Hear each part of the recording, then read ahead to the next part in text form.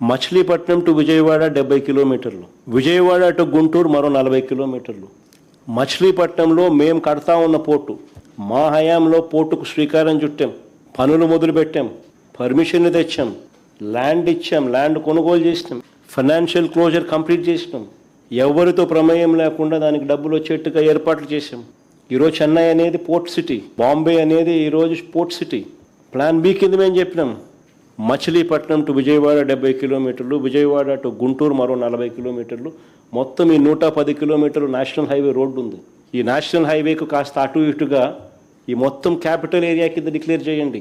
మచిలీపట్నం నుంచి ఎంఏ తీసుకోండి, విజయవాడ నుంచి విఐ తీసుకోండి, గుంటూరు నుంచి జియుఎన్ తీసుకోండి, మావి గన్ అని పేరు పెట్టండి.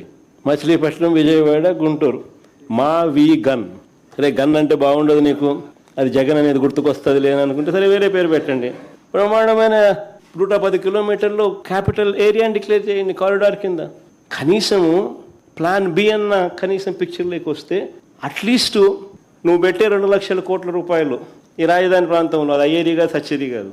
ఆ 2 లక్షల కోట్లలో 10% పెడితే చాలు ఈ మచిలీపట్నంకు, ఈ విజయవాడకు, ఈ గుంటూరు మధ్య కనెక్టివిటీ కోసం, రింగ్ రోడ్లు, ఇతరాతర పనుల కోసం, ఇతర మౌలిక సదుపాయాలు, చిన్న చిన్న మౌలిక సదుపాయాల కోసం 10% పెడితే చాలు.